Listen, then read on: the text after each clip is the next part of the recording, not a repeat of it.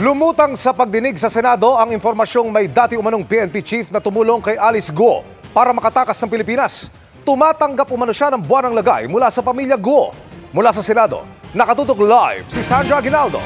Sandra. May Emil, sa ngayon ay dismayado ang ilang senador dahil hindi pa rin lumalabas yung resulta ng investigasyon kung paano nakalabas ng bansa itong si dismissed Mayor Alice Guo. Pero sa pagdinig po ng Senado ngayong araw ay lumutang na meron daw usap-usapan sa intelligence community na maaring isang dating hepe ng pulisya ang sangkot. I think it was mentioned the former chief PNP. Which one? I don't know, ma'am, but former chief PNP daw. Nagulat ang ilang senador sa ibinunyag na ito ng isang opisyal ng PAGCOR nang matalakay sa pagdinig kung may mga opisyal o empleyado ng gobyerno na tumulong kay dismissed Mayor Alice Guo na tumakas ng Pilipinas. Wala raw hawak na pangalan ng PAGCOR kung sino ang dating PNP chief na ito. Pero base raw sa nasagap nila impormasyon, may usap-usapan din daw sa intelligence community na meron itong buwanang lagay mula kay Guo. Kasama din ba sa usap-usapan na itong alleged former chief PNP ay tinulungan ng kahit sino sa mga kasalukuyang government officials natin sa usapin ng pagtakas ni Guo Huaping? Wala naman, ma'am. Ang parang usapan dun, ma'am, parang nasa payroll, yung monthly payroll. Ever seen? It gets worse and worse. Kanina, bad enough yung magbayad di umano ng 100,000,000 pisong suhol para makatakas ang isang Guo Huaping. Even worse kung historically may monthly payroll.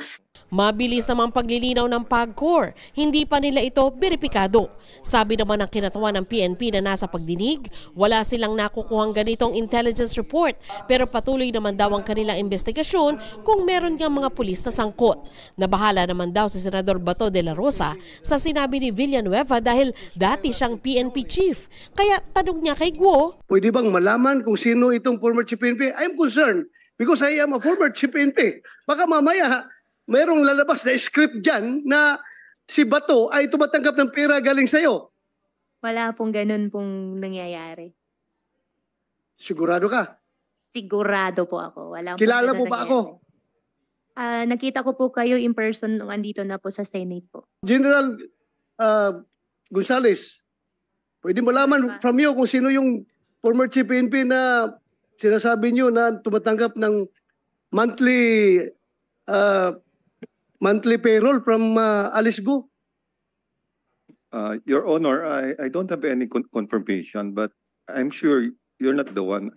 Nababagalan ang ilang senador sa pag-iimbestiga ng mga law enforcement agency kaugnay sa paraan ng pagtakas ni Guo. Tinanong din kung totoo bang merong mataas na opisyal ng Bureau of Immigration na tumanggap umano ng 200 million pesos para makatakas si Guo. Sa amount po na 200 million, na nakakuha po tayo ng intelligence information with regard to the amount, pero with regard to dun sa tumanggap po ng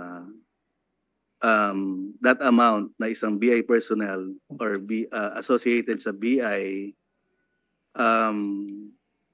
wala pa ho, pero we're still validating. We're part of the investigation, Madam Chair.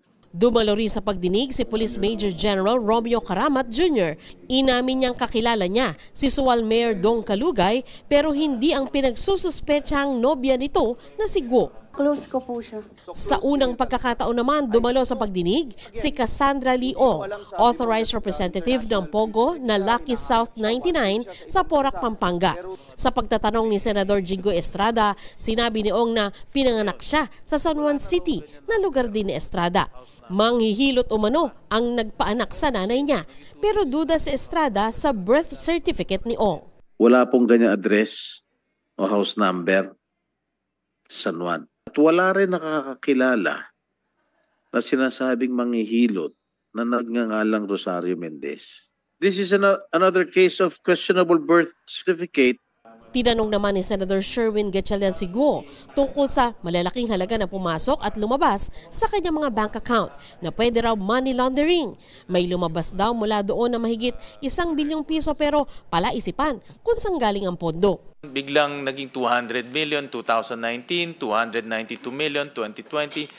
Exactly the same time nung pinapatayin yung Pogo Hub sa Bamban. So gusto namin malaman ngayon kung sino yung mga binabayaran nitong account na ito. Definitely wala pong sinasabi niyo po na pinatayo po ng Pogo Hub po sa Bamban po. Pinunto rin ni Senator Joel Villanueva na hindi sapat ang kita ni Guo mula sa kanyang mga negosyo para mabili ang mga ari-arian niya. Pero nag-invoke din ng kanyang right against self-incrimination si Guo. Emil, sinabi rin ni Mayor Guo dito sa pagdinig na bago siya mahuli sa Indonesia ay balak na rin niyang bumalik sa Pilipinas para umano harapin ang kanyang mga kaso. Emil? Maraming salamat, Sandra Aguinaldo.